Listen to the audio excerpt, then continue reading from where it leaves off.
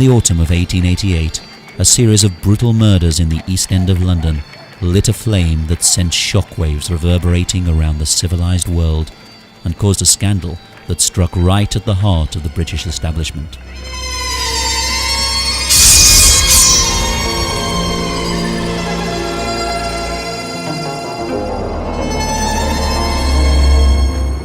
London in 1888 was the world's largest capital city. Queen Victoria sat upon the throne of England and ruled an empire that was ever expanding. She had recently celebrated 50 glorious years as monarch. Her subjects seemed confident, entrepreneurial and determined. The City of London, the financial boiler room that powered the empire and its expansion, reflected the supreme confidence of the age. Yet right on its doorstep lay the district of Whitechapel, a sordid, crime-ridden quarter where vice, violence and drunkenness flourished, and where 76,000 residents lived in abject poverty. The East End really was outcast London. In 1883, when the chairman for the London School Boards did a report, he reported that out of sort of 1,129 families, 871 of them were living in rooms just one room big, and up to 9 people per room. Whitechapel had the capital's worst slums, worst overcrowding and highest death rates. It was also the immigrant district, and the 1880s had seen a huge influx of Jewish refugees fleeing persecution in Russia, Poland and Romania. Parts of Whitechapel had the appearance of a foreign town, whose inhabitants, mostly lower-class Jews, spoke their own language and dressed differently to the other citizens of the East End.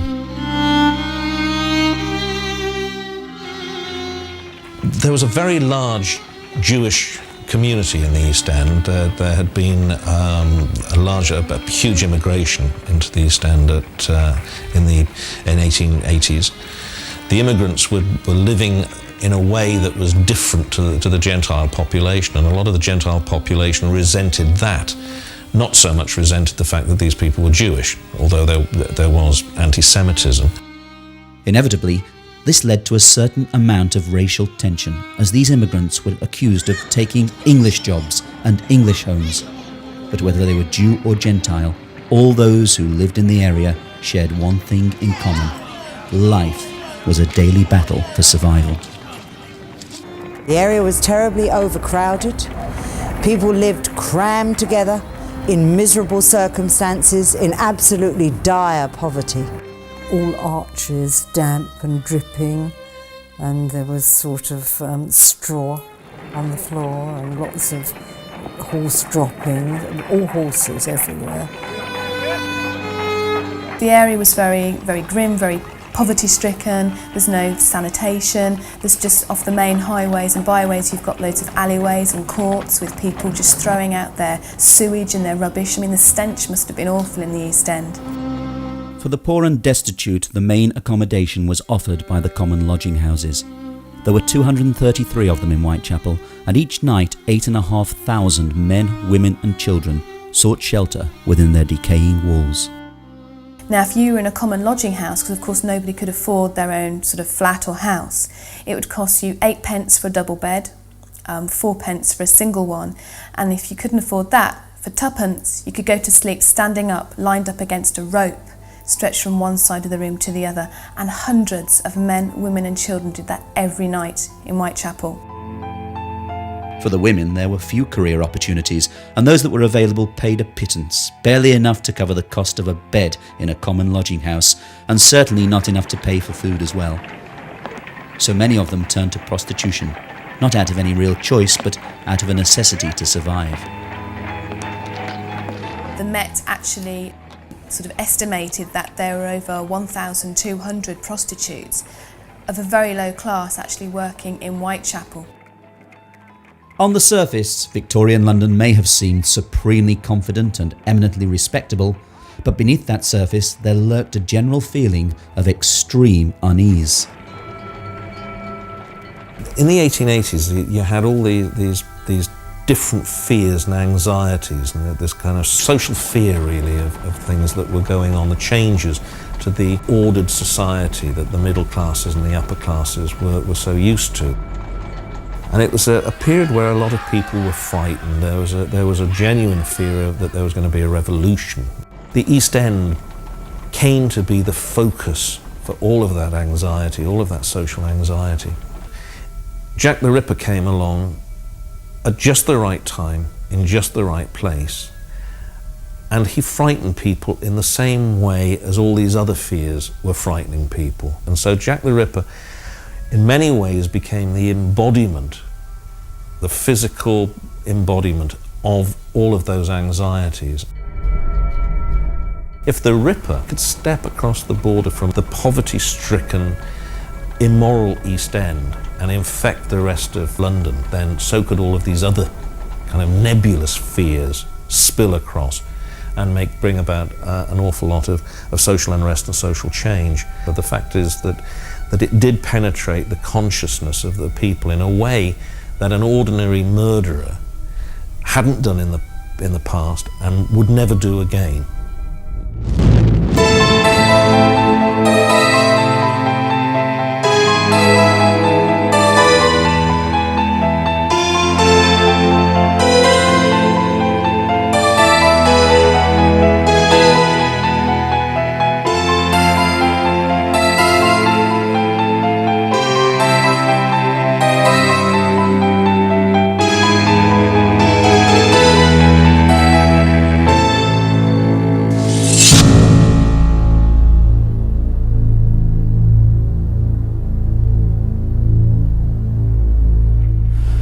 At around 3:40 a.m. on August 31st, 1888, a carter named Charles Cross was walking along Bucks Row here in Whitechapel when, in a gateway that used to stand here, he saw what he took to be a bundle lying on the ground. Thinking it was a tarpaulin that might prove useful, he went over to inspect it, but stopped in his tracks when he saw it was a woman lying there. Moments later, he heard footsteps behind him, and turning, saw another carter, Robert Paul, approaching. Nervously, the two men approached the silent form and stooped down over the body. Charles Cross felt the woman's hands. They were quite cold. Robert Paul, meanwhile, was leaning over, trying to see if he could detect any sign of breath. He couldn't. But when he touched the chest, he fancied it moved slightly. "I think she's breathing," he told his companion, "but very little, if she is." Paul wanted to sit the woman up, but Charles Cross didn't want to touch the body any further. So they thought they'd wasted enough time at the scene, so they pulled her skirts down to cover her decency and went on their way, agreeing to tell the first policeman they met of their find. But what neither man had noticed in the darkness was that the woman's throat had been cut so savagely that her head had almost been severed from her body. That discovery was made by PC John Neal as he walked his beat along Bucks Row shortly after Cross and Paul had left the scene. It was he who raised the alarm and sent for local medic Dr. Llewellyn, who, having carried out a cursory examination of the body, gave orders for its removal to the mortuary. Here the night held a further shock, for when Inspector Spratling arrived to take down a description of the deceased, he discovered something that had so far eluded everyone. Beneath her blood-stained clothing, a deep gash ran along her abdomen. She had been disemboweled. Jack the Ripper's reign of terror had begun. The woman's name was Mary or Polly Ann Nichols, a 43-year-old prostitute who had earlier been ejected from a nearby lodging house because she didn't have the fourpence to pay for a bed. "I'll soon get my DOS money," she had confidently predicted. "See what a jolly bonnet I've got." That bonnet now lay trampled in a Whitechapel gutter. Polly had her throat cut from left to right back to the spinal column. She had several incisions on her body. She was ripped up to the breastbone, but no organs were removed that we know of from Polly. Since the murder had taken place on the eastern fringe of Whitechapel, responsibility for its investigation fell to the officers of the Metropolitan Police's J Division. However, there had already been 2 previous murders that year in the very heart of Whitechapel, and they were being investigated by detectives of H Division, headed by Inspector Edmund Reed. Officially, there were only 5 Jack the Ripper victims, although there were 2 other murders that happened before that of Polly Nichols, which most history books considered the first Jack the Ripper murder. The murders of Emma Elizabeth Smith in April 1888 and that of Martha Tabram or Turner in August 1888 are considered by some people to have been the early sort of works of Jack the Ripper. The early crimes, the pre-canonical 5 murders of Emma Elizabeth Smith and Martha Tabram, are sometimes included in with the Ripper murders and sometimes they're excluded. Emma Elizabeth Smith almost certainly wasn't. She appears to have been the victim of a street gang, and why she was murdered or violated so badly that she died from the injuries isn't known. But she is unlikely to have been a Ripper victim. Whether or not the murders of Smith, Tabram and Nichols were the work of the same hand, 3 such gruesome killings in such close proximity, coupled with the local disquiet that the crimes were causing, led to the involvement of officers from the Metropolitan Police's headquarters at Scotland Yard. Their commissioner was Sir Charles Warren, an ex-military man who in the coming weeks would find his competence questioned in the newspapers on an almost daily basis. I don't think Sir Charles Warren was in the least bit incompetent. He was, and it has to be said that when he was appointed to be Commissioner of the Metropolitan Police, that the press at the time didn't think he was the wrong man for the job either. It was only as a result of his over-violent reaction to the Trafalgar Square riots in 1887 that the press, the radical press in particular, turned against him. On the very day of the Polly Nichols murder, Dr. Robert Anderson had been appointed the new Assistant Commissioner and head of Scotland Yard's Criminal Investigation Department, or CID. Dr. Robert Anderson, as he was at the time of the crimes, was the head of the CID. He was the Assistant Commissioner of Scotland Yard and was the man who would have had overall charge of how the Ripper crime was investigated. Unfortunately, Robert Anderson came to his post suffering from exhaustion, and his doctor ordered that he take an immediate holiday.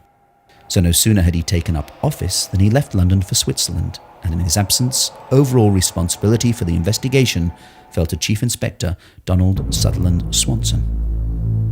As the detective with overall responsibility for the police investigation and for reading and assessing virtually every piece of evidence and information to do with the murders, Swanson would acquire an almost unrivaled knowledge of the case.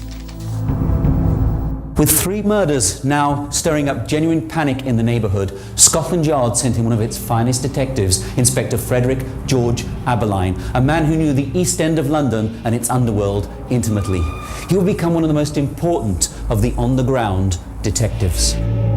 Inspector Aberline was a very respected policeman of the day. He was a man with a brilliant career in the East End of London who, just before the Ripper murders took place, had been promoted to Scotland Yard. And when the Ripper murders were happening, he was transferred or moved back across to the East End to oversee the investigation on the ground in that area because he knew it so well. One of the problems facing the police was that the district where the murders occurred was one of the most crime-ridden and densely populated quarters of the Victorian metropolis. Often referred to as Darkest London or Outcast London, it was a slum-ridden warren of overcrowded dwelling houses where vice and violence flourished. But yes, it was a very rough area. Street crime, petty thievery. I mean, there were several streets known as the blackest of the black streets, including Thrall Street, where Polly Nichols was living at the time. And policemen wouldn't go down those streets unless they were in groups of 4. That's how rough these little streets were for street robbery. It was very noisy, very wet always, and very cobbled. That's what I remember. There was one way, however, that many of the local populace chose to blot out the hardships of their daily lives, and that was to drink themselves into a stupor. Drunkenness was very common in Whitechapel and the whole of the East End, really. People, it was a vicious circle. As soon as they had some money through work, they would go to the pub to drink. their sorrows away, basically. So you would have your family, and if you're a gentleman, you'd give your wife some money, and then she'd probably not spend it on food for the children, but also spend it on gin, because gin was so cheap at that time. And Violence was very common because with all the drink available 24 hours a day, you can imagine people by the early hours of the morning might be very drunk indeed. There were plenty of fights and outbreaks of violence. But despite the frequent violence, actual murder was quite uncommon, and the killings began to stir up genuine revulsion in the area. Murder was actually quite uncommon at the time. Apparently the year before there'd only been half a dozen murders the whole year. So obviously to have such a high level of crime, so many murders in literally a few weeks, it really did cause a huge widespread panic throughout not just the East End but the West End too. I mean, women would not go out after dark in the West End, and those who were forced to go out in the East End, we've actually got reports of them actually carrying guns and knives to protect themselves.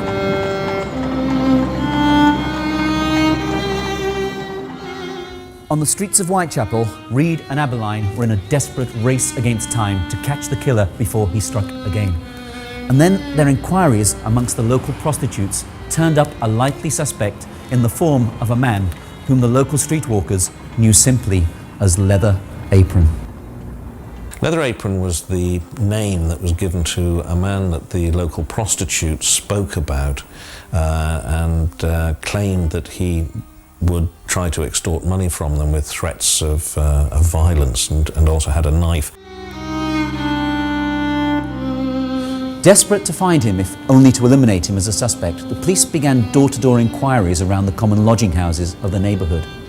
But then their investigation suffered an unexpected setback when either local gossip or the unguarded comments of their officers brought news of their suspicions to the attention of the press. On the 5th of September, the Star newspaper ran an article that would terrify the local residents. That article proved frustrating to the police, who had hoped to keep their suspicions a closely guarded secret lest they alerted their suspect to the fact that they were looking for him. Leather Apron, the only name linked with the Whitechapel murders, a strange character who prowls about after midnight. Universal fear among women. Slippered feet and a sharp leather knife. The Star newspaper really built up Leather Apron into a demon kind of character, and described the most graphic description of this person. The police, it appears, knew who Leather Apron was all along. They thought it was a man called John Pizer. The press campaign to alert the public to the menace of Leather Apron had two results. Firstly, it alerted Pizer to the fact that the police were trying to trace him. Secondly, he suddenly found himself public enemy number one, and the prospect of falling victim to a baying mob so terrified him that he promptly disappeared and went into hiding amongst his relatives. And so the police operation was greatly frustrated.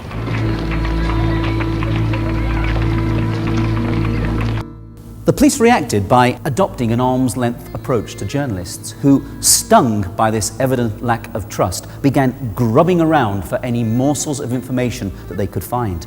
They shadowed detectives in the hope of discovering the identities of their witnesses. They attempted to loosen the tongues of police constables with drink or bribes. Some even resorted to an almost comical approach to the news gathering, hoping to gain a sensational scoop for their newspapers.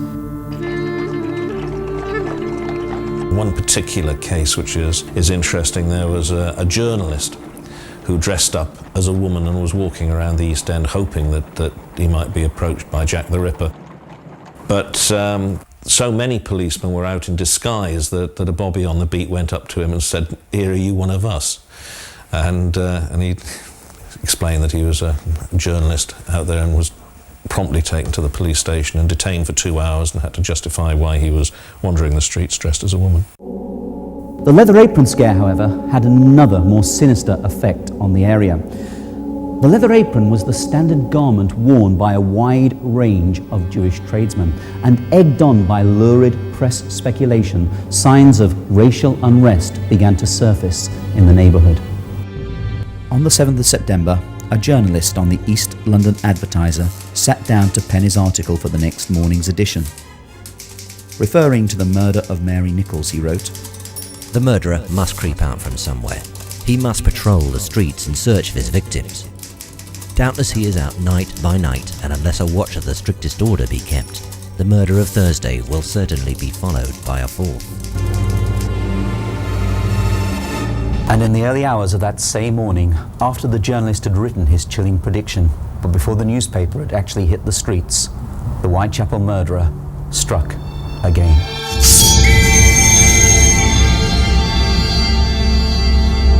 Elizabeth Long saw Annie Chapman at 5:30 in the morning outside number 27 Hanbury Street. Mrs. Long, who knew Annie by sight because they often stayed in the same common lodging house, told the police that Annie was not on her own. She was in the company of a man Mrs. Long described as dark and swarthy, a foreigner.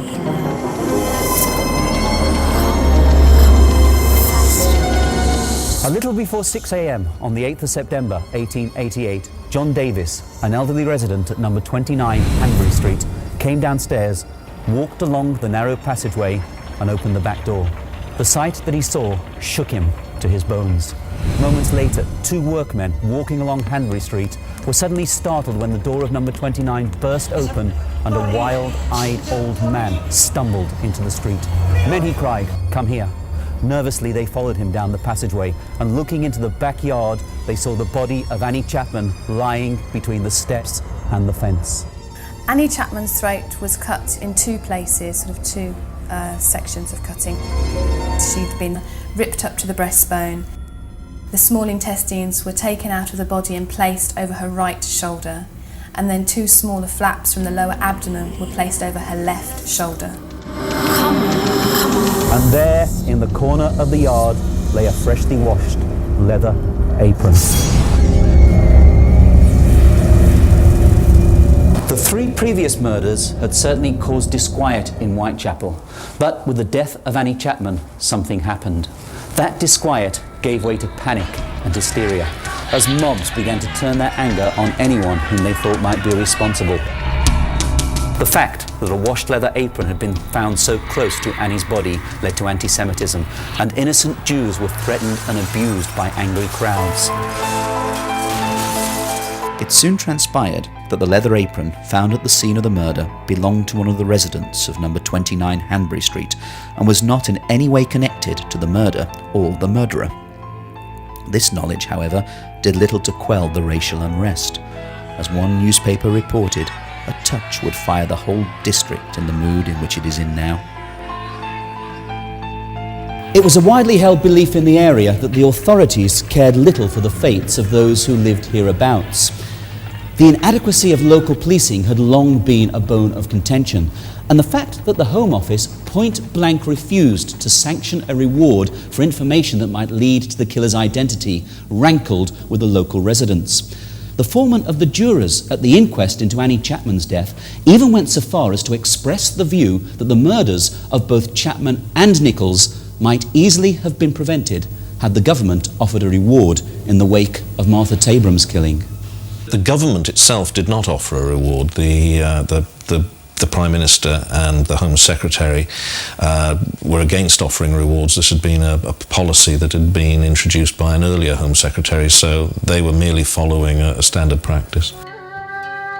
Anxious to assist the police investigation, several local residents began their own private endeavours and formed vigilance committees in the hope of bringing the killer to justice. The vigilance committees are an important part of the Jack the Ripper case. They did have certain beats and they had their own patrols, but the most important of all of the vigilance committees was that run by the President, George Lusk, and the sort of Mile End committee formed on the 10th of September 1888. Now that was very organised. These were, although a lot of the members were unemployed, a lot of them were local people, local men, they were organised, but they not only patrolled the streets on beats, as I said, with a police whistle, a stick and galoshes on the regular beats. They also did lots of other things like physically writing to people to try and get things changed. They wrote to the government, to the Queen, to the Home Office. So they weren't just sort of groups of mobs on the streets. On the 10th of September, Sergeant William Thick went round to number 22 Mulberry Street and arrested John Pizer. There is little doubt that the police were convinced that Pizer was the man known as Leather Apron, and so as Sergeant Thick escorted him into Leman Street Police Station, feeling must have been running high that the Whitechapel murderer had been caught. But under interrogation, Pizer was able to provide cast iron alibis for the nights of the two most recent murders, and the police quickly ruled him out as a suspect. He even appeared at Annie Chapman's inquest, where he was given the opportunity to publicly clear his name. It was at that inquest that Dr. George Bagster Phillips, the police surgeon who had examined Annie Chapman's body as it lay in the backyard of number 29 Hanbury Street, raised the chilling possibility. The fact that her killer had removed her womb, he stated, suggested that the reason for her murder may well have been to obtain that particular part of her anatomy. Furthermore, the speed with which he did it and the skill displayed hinted that he may well have possessed some anatomical knowledge. The question of medical knowledge or surgical skill, we have to make the distinction between anatomical knowledge, meaning knowing where the organs are and where to find them, and surgical skill, which is the ability to actually extract them. The question is difficult to answer. Some of the doctors at the time thought that he had both. Some thought that he had the anatomical knowledge, the kind of knowledge that a horse slaughterer or a butcher or somebody like that would have had, but not necessarily a surgical skill. Another doctor said that it would have taken him, in those circumstances, a lot longer to have committed the mutilations, and so therefore there was surgical skill exhibited. Other people said no surgical skills, no anatomical knowledge, just did what he did, and it was lucky that he found whatever it was that he found. With the police apparently unable to catch the murderer, rumours began to circulate about his identity and motives. Was he a butcher, a slaughterman, a doctor, a medical student, or even a sailor on one of the ships in the nearby port of London? Was he seeking revenge for some imagined or real injury he had suffered at the hands of a prostitute? Was he a member of some heathen sect carrying out a barbaric ritual? Was he simply seeking notoriety? Or was he on a moral crusade to clear the streets of Whitechapel of the sin of prostitution? I wouldn't have thought that Jack the Ripper was necessarily targeting prostitutes at all. He may have been, we have no idea, but we don't know who Jack the Ripper was, so we have no real idea of what his motives would have been. It's really a case of paying your money and taking your choice, but I think it's more likely that he was interested specifically in targeting women and was just trying to destroy women. Many who lived in the neighbourhood were convinced that they at least knew his occupation. There was a rumour going around Whitechapel that he might have been a slaughterman, for the simple reason that there were many slaughterhouses in Whitechapel that were active in the early hours of the morning. Meat was being killed, fresh, for there was no refrigeration. So it would be killed in the early hours and put in the butchers at 6 a.m. And let's face it, slaughtermen wore large leather aprons that would be heavily stained with blood. What a perfect disguise for Jack the Ripper. Maybe he was even one of those himself. Let's face it, dressed like that, he could wander the streets of Whitechapel like he was invisible. The police themselves were rapidly coming round to the view that the murderer was probably a lunatic and that he possibly possessed surgical knowledge. To that end, several medical students who had recently spent time in asylums were traced and interviewed. But as with so many avenues of inquiry, this one also led to a dead end, and one by one, the students were exonerated of any involvement in the crimes. The beleaguered police officers were now coming under increased criticism from the press and public alike for their inability to catch the killer. But was that criticism justified? The police investigation, generally speaking, was handled as well as it could be. It's difficult to know what else they could have done. They basically just did everything that they possibly could, but there were no clues, and this was a point that Sir Robert Anderson made in a memo to the Home Office. And he said, that for one murder to occur with the murderer leaving no clue was remarkable, but for a number of murders to have taken place with the murderer leaving no clue was absolutely extraordinary. On the 24th of September, George Bernard Shaw wrote to the Star newspaper and offered his own intriguing theory for the killer's motives. Sir, will you allow me to make a comment on the success of the Whitechapel murderer in calling attention for a moment to the social question? Private enterprise has succeeded where socialism failed.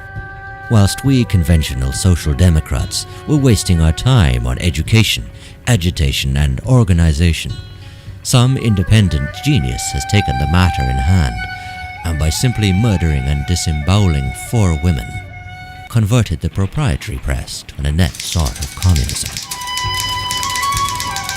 No doubt, Shaw's tongue was very firmly in his cheek when he suggested that the murderer was a social reformer, but there is little doubt that the Whitechapel murders had succeeded in drawing attention to the dreadful living conditions in the area. Several of the improvements that took place over the next few years can indeed be attributed to the increased awareness that the killings had focused on the neighbourhood. Although Abberline and his colleagues were convinced that they were dealing with a lone assassin, their investigation was hampered by the very nature of the crimes and by the fact that his victims were all prostitutes. He struck in the dead of night in out-of-the-way places. As far as can be ascertained, there was no motive aside from the grim satisfaction of mutilating his victims. He was able to prevent those victims from crying out and thus alerting attention to their plight. He left no clues behind him, nor was there an accomplice to inform upon him. And the fact that his victims were prostitutes meant they would take him to the very places where they knew that they were safe from interruption. As one police officer put it, it's not as if he has to wait for his chance. They make that chance for him. At 1 o'clock in the morning on the 30th of September, Louis Diemschutz turned his pony and cart into Duffield Yard off Berners Street. As he did so, his pony suddenly shied up in alarm and pulled away to the left. Something had disturbed it. Looking down, Diemschutz could just about discern a dark shape lying on the ground by the wall. Jumping from his cart, he struck a match to get a better view. It was very windy and the match was extinguished almost immediately. But in the brief seconds flickering light, he saw the bundle was in fact the prone form of a woman. He had discovered the body of Elizabeth Stride, Jack the Ripper's 3rd victim. Elizabeth Stride, also known as Long Liz in the area, some historians call her Lucky Liz because she only had her throat cut. There was no anatomical mutilation, so it's only a throat cut. And this led the police to surmise that he'd been interrupted as he went about his bloody business. Is it possible that as he commenced the mutilations on Elizabeth Stride, the pony and cart turned into the yard and disturbed him? Did he jump back into the shadows? And was it that sudden movement that caused the pony to shy up and pull away to the left? And then crucially, in the days that followed the murder, a witness came forward who may well have seen Elizabeth Stride in the act of being murdered.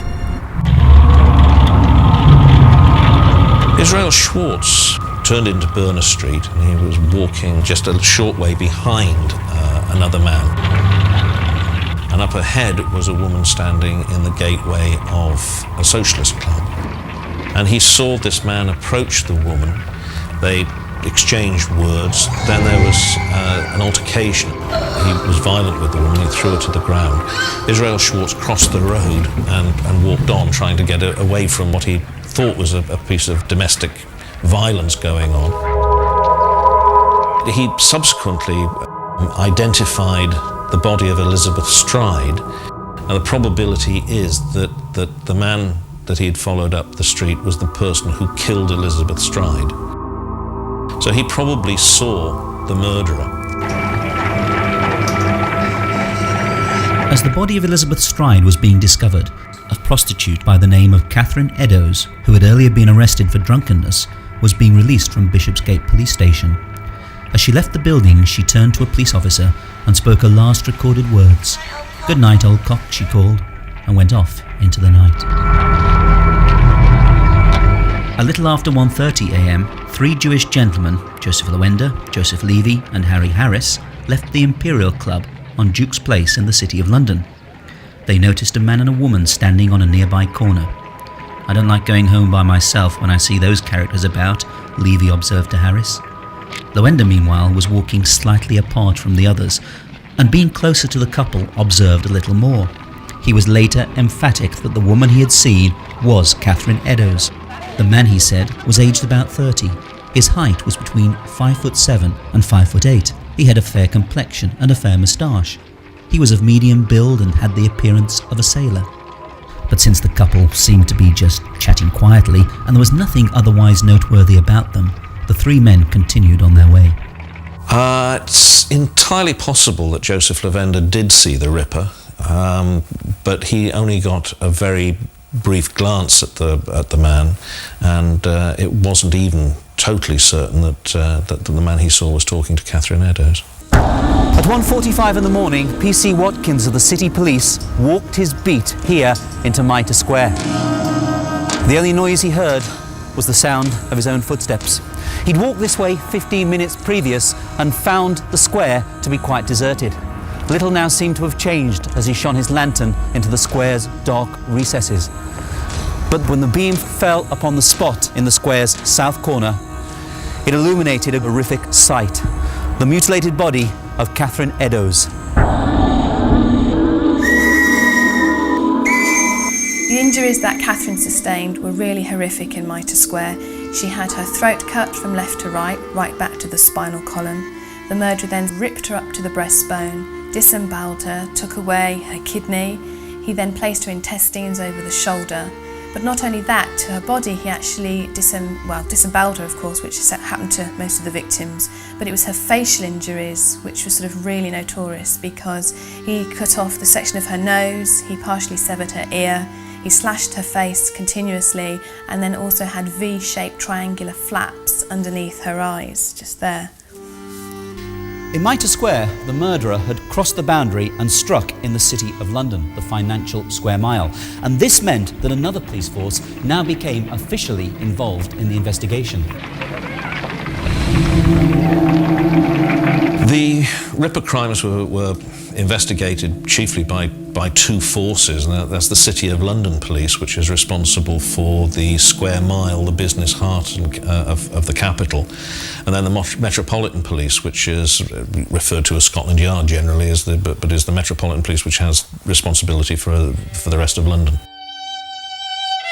Although the previous murders had actually taken place on Metropolitan Police territory, the City Police were already active in the hunt to find the killer. Major Henry Smith, the acting City Police Commissioner, had given instructions that extra plainclothes detectives were to patrol the city's eastern fringes where it bordered with the East End of London. And at the exact moment when Catherine Eddowes was being murdered in Mitre Square, 3 city detectives were searching passageways just a few streets away. And yet the killer had succeeded in striking right under their noses and had then melted away into the night. But in fairness to the police of both forces, the murderer was greatly aided by the layout of the area. In early September, Inspector Henry Moore of the Metropolitan Police's H Division had given an interview to an American journalist and had explained how the murderer's apparently miraculous escapes from the scenes of his crimes were in fact greatly assisted by the Warren-like complexity of the Whitechapel streets and alleyways. My men formed a circle around the spot where one of the murderers took place, guarding. They thought every entrance and approach, and within a few minutes they found 50 people inside the lines. They had come in through 2 passageways which my men could not find, and then these people never locked their doors, and the murderer has only to lift the latch of the nearest house and walk out through it and out the back way. But with the trail from Mitre Square apparently still fresh, the City Police set off in pursuit of the killer. And this night we know exactly which direction he went in, because on this night the Whitechapel murderer left behind a clue. At 2:55 in the morning, PC Alfred Long turned into Goulston Street, and in a doorway of Wentworth dwellings he found a clue. A piece of blood-stained apron. It had been taken from Catherine Eddowes' body. The murderer had used it to wipe the blood from his hands and from the blade of his knife. It is a clue because it answers a vital question concerning the killer's appearance as he fled the scenes of his crimes.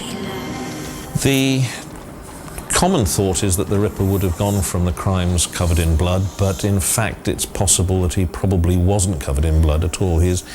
He certainly, once he had sliced the victim's throat, we know from the rather repellent blood splashes and splatterings that were all over the place that the blood would have emptied from the victim, and once the heart stops beating, then the amount of blood that is going to spurt out when you start doing the mutilation would have been relatively small. So he would have had blood on his hands and possibly on some part of his clothing.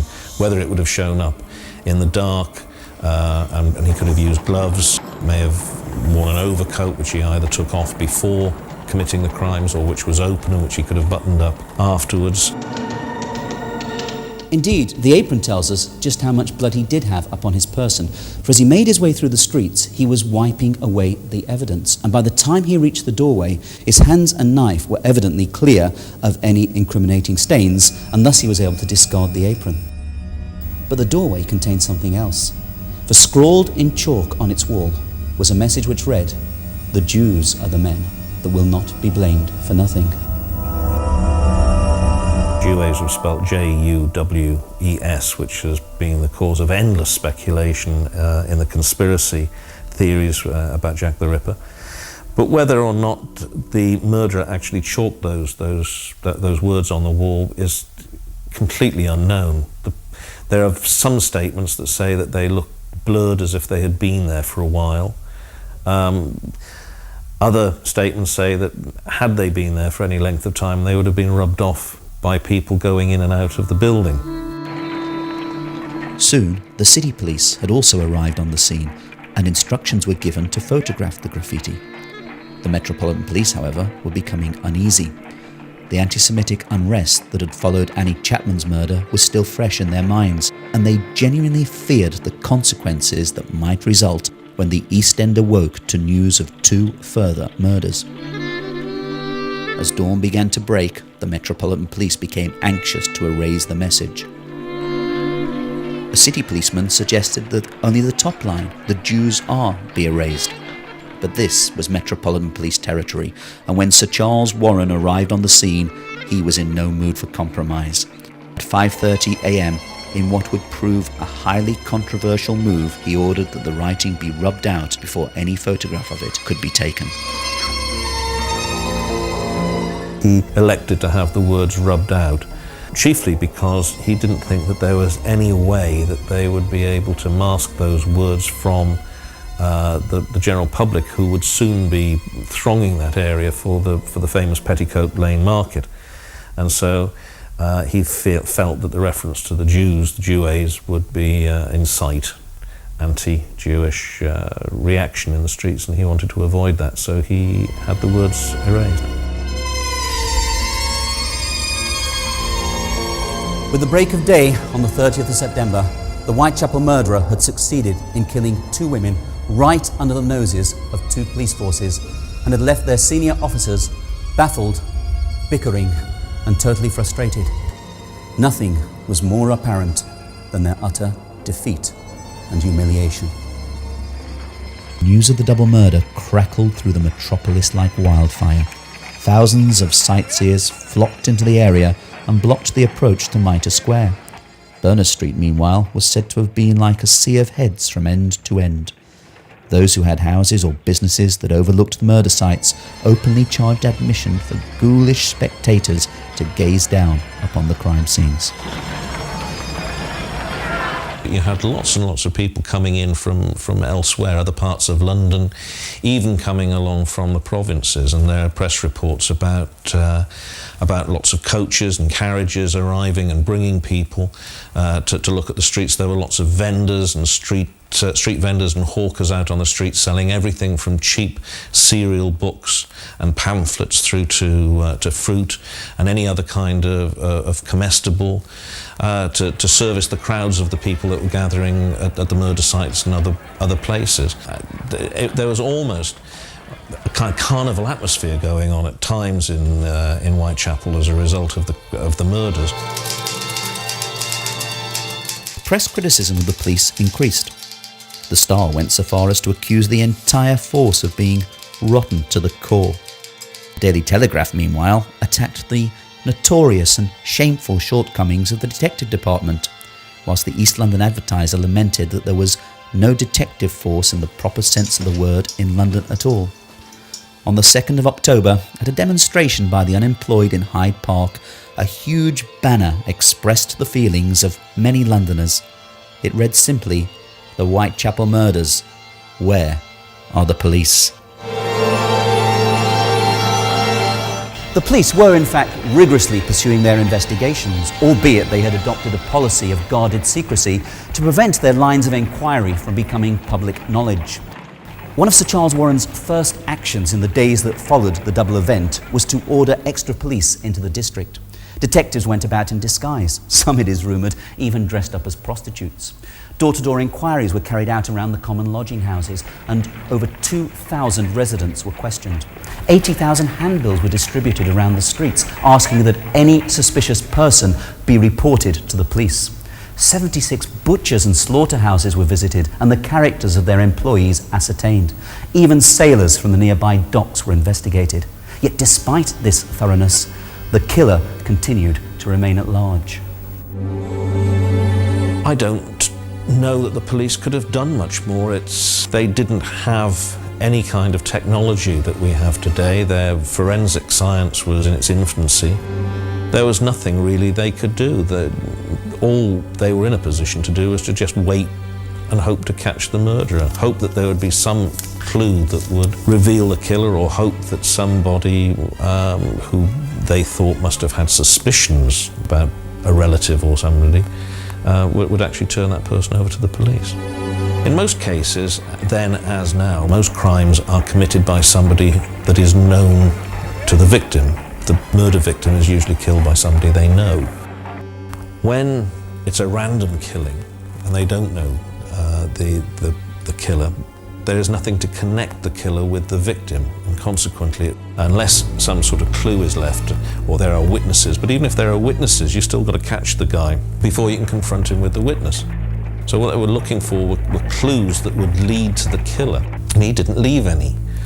So the only thing that they could really do was to flood the area with police and just hope that the next time he killed somebody there would be policemen around who would be able to catch him. But that didn't ever happen, and so the Ripper got away.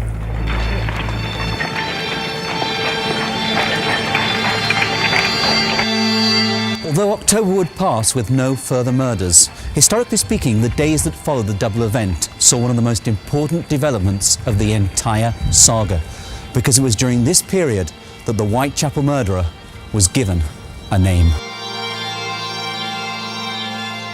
In the wake of the double murder, Sir Charles Warren gave permission for a letter to be released, which on the 27th of September had been sent to the Central News Agency.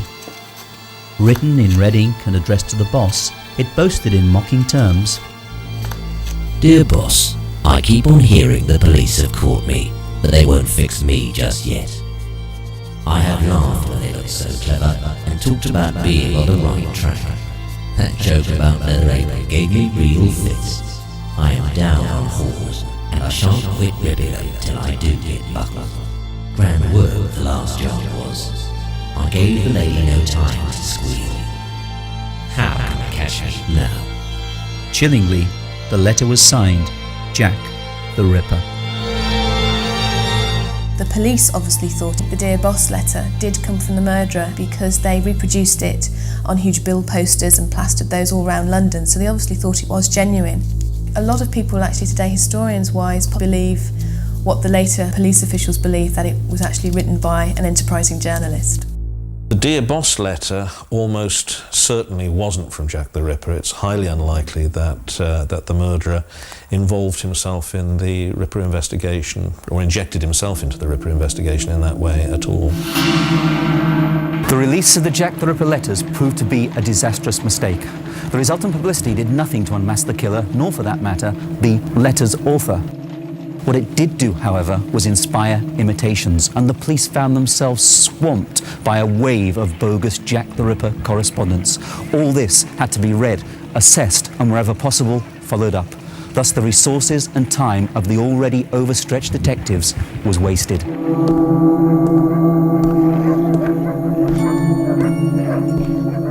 One of the most misreported initiatives of the Metropolitan Police, that of using bloodhounds, originated around this time. The idea had originally been given to Sir Charles Warren by the Home Office. Warren was not overly convinced that bloodhounds would be of any use and queried how a dog could be expected to track the killer without a piece of his clothing or a trace of his blood on streets where people had been walking all night long. His reservations notwithstanding, trials were held in 2 London parks, and Warren appears to have found the results encouraging. Indeed, so impressed was he that he gave instructions that in the event of another murder, the body must not be touched until bloodhounds could be brought and put on the scent. On the 6th of October, Robert Anderson returned from leave and took overall charge of the police investigation. From that point on, he, like Swanson, became familiar with every facet of the case. On the 13th of October, the police began a massive search of some of the area's worst slums. For almost a week, officers entered every room of every house. They searched under the beds and looked inside the cupboards. They scrutinised every knife they could find and interviewed hundreds of landlords and their lodgers. But the killer evaded detection, and letters purporting to come from him continued to frustrate the police investigation.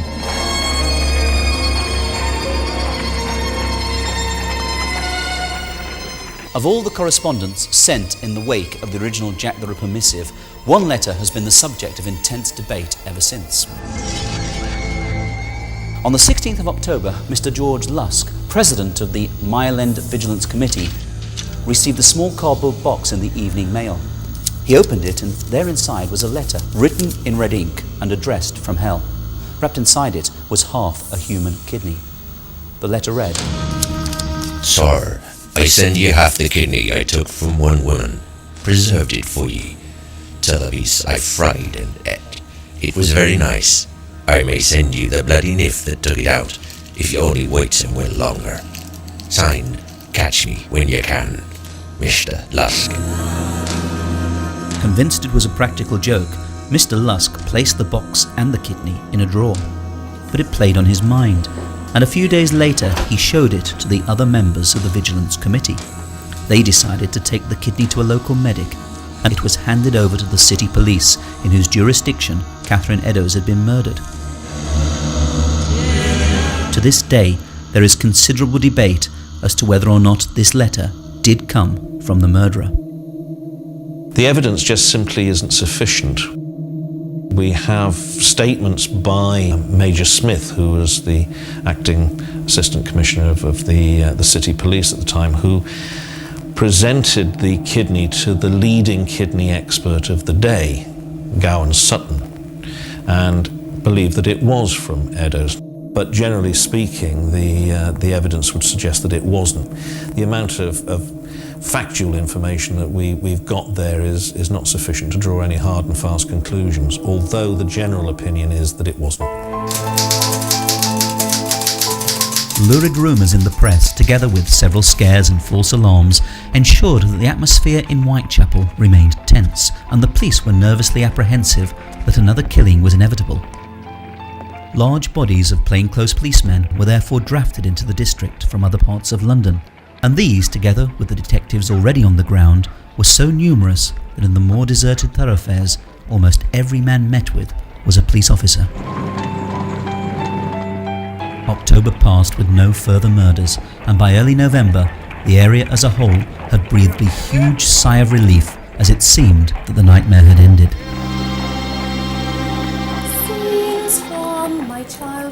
In the early hours of the 9th of November, 25-year-old Mary Kelly was heard singing in her room at number 13 Miller's Court. A little before 2 a.m, a casual labourer named George Hutchinson met her on Commercial Street. She asked if he would lend her sixpence. He told her that he had no money. Observing that she'd just have to find it some other way, Mary Kelly continued along the street. A man coming from the opposite direction tapped her on the shoulder. She turned and spoke with him. They started laughing, and Mary Kelly took the man by the arm and led him back along Commercial Street, walking straight past Hutchinson.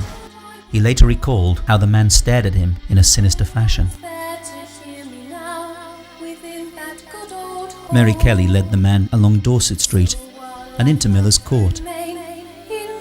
Hutchinson waited outside for 45 minutes, but when nothing happened, he left the scene.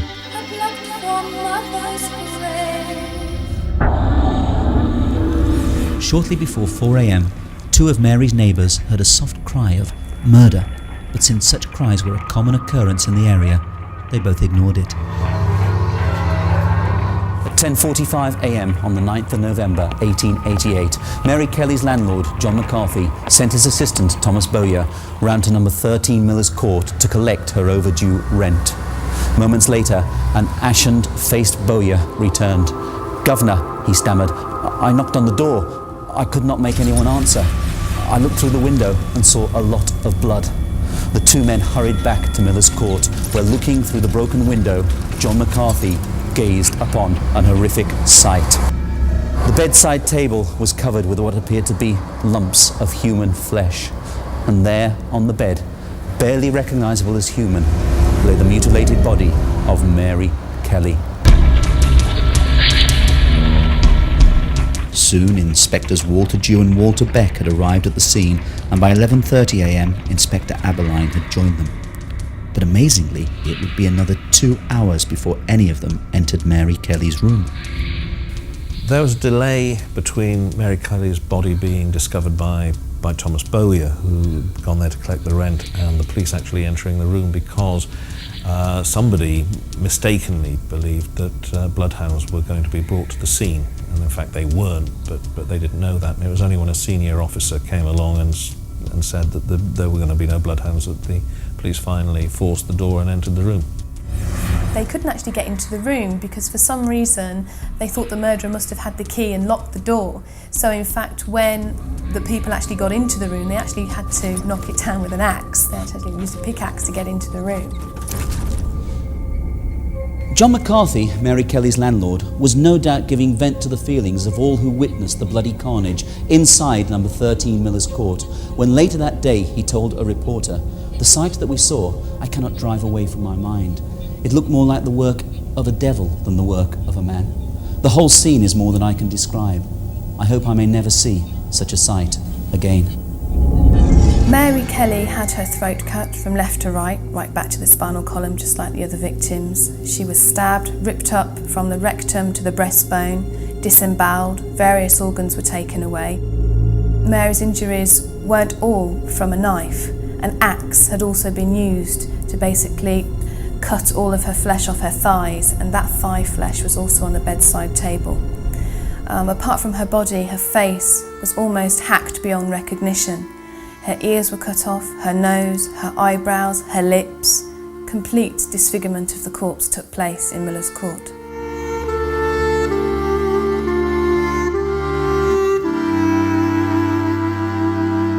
The day, however, held a further surprise for the beleaguered detectives, because they went about their by now familiar routine of searching for clues and suspects. Word arrived that their commissioner, Sir Charles Warren, had resigned. Sir Charles Warren had tendered his resignation several times over his term of office, and had resigned sometime before the last murder. It just so happened that the resignation was accepted just before the murder took place, and that he left office on the day that it happened. He hadn't in fact gone. He still remained Commissioner of the Metropolitan Police because he hadn't been replaced. Nobody had been appointed in his stead. The week that followed Mary Kelly's murder saw an intense flurry of police activity. A hasty inquest was held on Monday the 12th of November and was brought to a close that same day, probably at the request of the police, in order to starve the press of the salacious gossip and gory detail of which they had made so much during the protracted inquests into the previous murders. The number of plainclothes officers in the area was increased from 89 to 143, and these men patrolled the streets of Whitechapel once darkness had fallen. Meanwhile, the Home Office authorised Sir Charles Warren, who despite his resignation still remained at his post, to issue a notice offering a pardon to any accomplice who would give information that would lead to the discovery and conviction of the killer. And the fresh panic that was now gripping the capital even snapped the patience of Queen Victoria, who fired off an angry missive to her Prime Minister, Lord Salisbury. Queen Victoria had an active sort of interest in this case right from the beginning, really. She actually had various petitions sent to her throughout the investigation by various groups trying to get things done. But actually after the double murder, she actually telephoned the Home Office to express her shock and to try and get information from them. And she telegrammed her Prime Minister the day after Mary Kelly's murder, and he says this new, most ghastly murder shows the absolute necessity for some very decided action. All these courts must be lit and our detectives improved.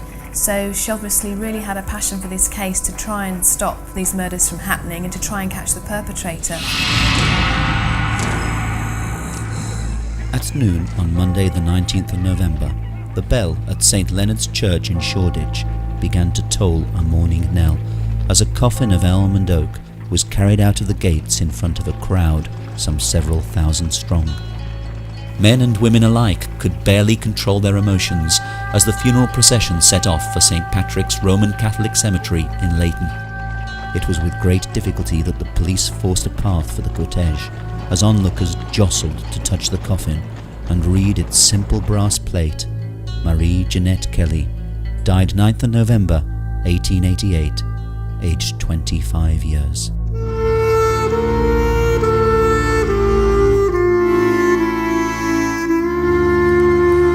What nobody could have realised as Mary Kelly was laid to rest was that in Miller's Court, Jack the Ripper had performed his swan song. That knowledge would be the knowledge of hindsight. In the weeks that followed, the panic and fear that had gripped the neighbourhood throughout the autumn began to abate as the residents turned their attentions once more to their everyday struggle for survival, and the press began to focus on other matters and other areas.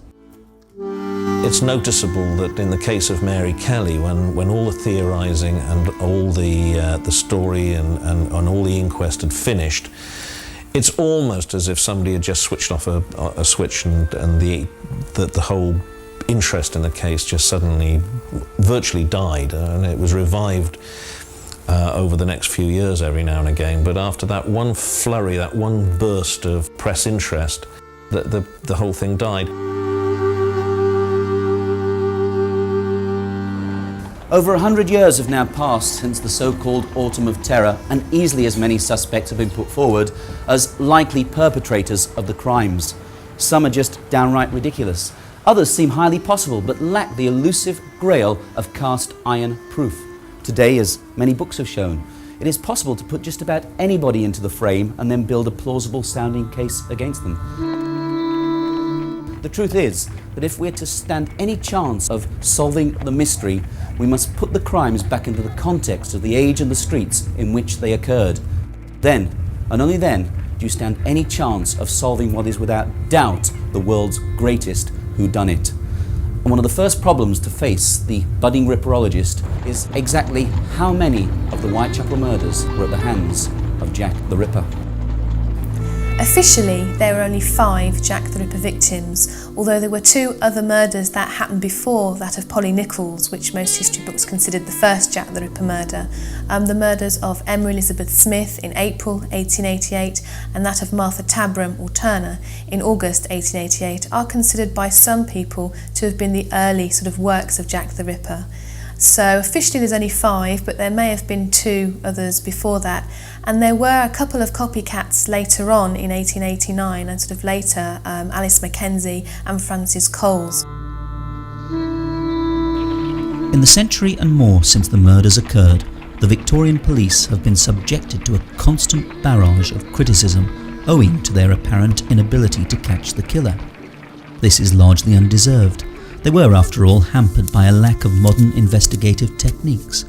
DNA profiling, forensic science, even fingerprinting were not established forms of police procedure. And can we, in all honesty, say that modern methods would have fared any better against a lone murderer who is not known to his victims and who leaves no clues behind? Indeed, it can be argued that, given the resources available to them, Inspector Aberline and his fellow detectives did a first-rate job. And let us not forget that if, as seems likely, Mary Kelly was Jack the Ripper's final victim, then something most certainly happened to the killer when he left behind the bloody carnage at Miller's Court. The fact is, the murders stopped for a reason, and the only reason can have been that something happened to the murderer to stop him killing. Was he caught? Did he die? Was he incarcerated in a lunatic asylum? Murderers like this don't give up. Murderers like this continue, unless they are caught. A number of senior officers are on record as having said that, or having favoured certain suspects as being Jack the Ripper. Most famously, there is Sir Robert Anderson and Donald Sutherland Swanson.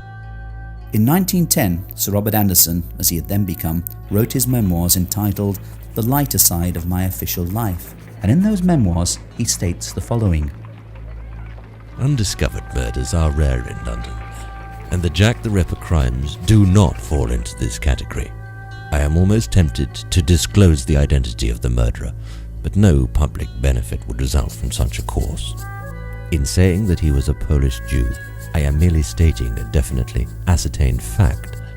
I will merely add that the only person who ever had a good view of the murderer unhesitatingly identified the suspect the instant he was confronted with him, but he refused to testify. So, not only does Anderson say that the police caught Jack the Ripper, he also claims that there was a witness who had seen the face of the murderer. But who was that witness? Well, it can only have been one of two people, either Israel Schwartz, who saw the man attack Elizabeth Stride, or Joseph Luenda, who saw Catherine Eddowes talking with the man outside Mitre Square. I would personally say that it was Israel Schwartz, because Anderson also said that this man was the only person to have got a good view of the murderer. And Lavender only had took a passing look at the man that he saw and really didn't pay very much attention at all, and consistently said afterwards that he would not be in a position to identify the man if confronted with him. Sir Robert Anderson presented a copy of his memoirs to his old colleague and fellow Ripper investigator, Donald Sutherland Swanson. In the 1980s, Swanson's grandson gave that copy to the Daily Telegraph. Pencilled notes that Swanson had scribbled into the margin of the book certainly made for interesting reading and brought modern-day Ripper investigators considerably closer to identifying Anderson's suspect. And he says the suspect was called Kosminski. Doesn't give us a Christian name, but insofar as research thus far has been able to reveal, there is only one Kosminski that could fit the bill, because we're told that this Kosminski was committed to an asylum, and the only Kosminski found in the asylum records, which was found by Martin Fido, is a man called Aaron Kosminski. Swanson also says that the reason the witness would not give evidence was because the suspect was also a Jew, and the witness's evidence would be the means of the murderer being hanged, which he did not want on his mind. If we believe the marginalia, then there was some reason why the police suspected him. He was taken with difficulty to a place called the Seaside Home to be identified, and that was probably the Convalescent Police Seaside Home in Brighton, where he was positively identified. The police then, for reasons which baffle everybody, released him. Now the probability is that they didn't have grounds for holding on to him any longer. The Habeas Corpus Act means that you have to bring charges within a given period of time, or you have to release the individual. If they were not prepared to bring charges because our witness apparently refused to testify or to give evidence, the police would have had to have released him. He then was returned to his brother's house in the heart of Whitechapel, and his family almost immediately appear to have had him committed into the asylum. In early 1891, Aaron Kosminski was officially found to be of unsound mind, and on the 7th of February he was committed to the County Lunatic Asylum at Colney Hatch in North London. In 1988, researchers began combing the records for that elusive piece of information that might prove Kosminski's guilt once and for all. That search brought two investigators to the door of Zena Shine, who was born in the East End of London in 1925, and whose great-uncle, Aaron Kosminski, was indeed committed to Colney Hatch Asylum. It was astonishing. Two men knocked at the door and they said that there's somebody living here who knew the Kosminski family. They said that it was a centenary or something and that the case had remained open. And they said, do you have a relation called Kosminski? And I said it was my grandfather.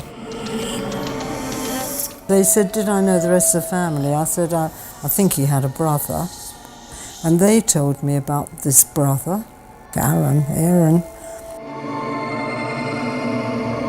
They said that we think he died in Coney Hatch. Coney Hatch, you know, things began to come back. All these little stories. All the family used to talk about Coney Hatch. It was a major disgrace, the brother. After a little while, I began to understand a bit of Yiddish, and I could understand what they were talking about a bit here and there.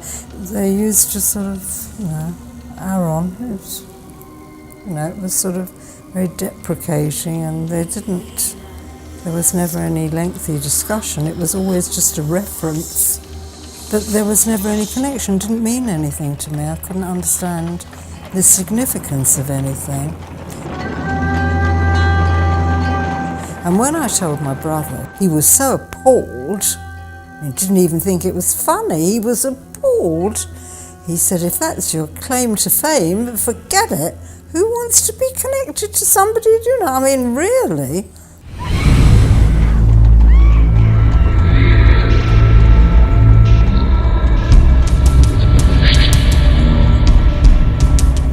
And so we find ourselves today in the position of probably knowing more about the major suspect than the majority of the detectives at the time knew. Yet that final piece of the jigsaw eludes us. If we could only uncover the evidence on which Anderson and Swanson based their suspicions, it might be possible for us to complete the puzzle and solve the mystery of Jack the Ripper once and for all. Unfortunately, many of the papers relating to the Jack the Ripper investigation have either been destroyed or else have disappeared from the official files, and without them it is impossible to establish the guilt of one particular suspect above all others. I haven't the remotest idea who Jack the Ripper was. I would put Kosminski at the top of the totem pole, as it were, simply because Anderson and Swanson were the two most senior officers investigating the Ripper case, and it's reasonable to assume that they would have known the evidence against every major suspect. And if they thought that the evidence against Kosminski was better than the evidence against any of the others, Kosminski would be the probable leading contender for the mantle of being Jack the Ripper. One thing, however, is certain. The legend of Jack the Ripper refuses to die, and interest in him increases with every year that passes. And with so many dedicated researchers still on his trail, the day may yet come when Jack the Ripper is finally brought to book. Until then, he will remain much what he has been for over 100 years, an elusive nightmare that haunts our imaginations, where he is able to instill feelings of fear and fascination in equal measure.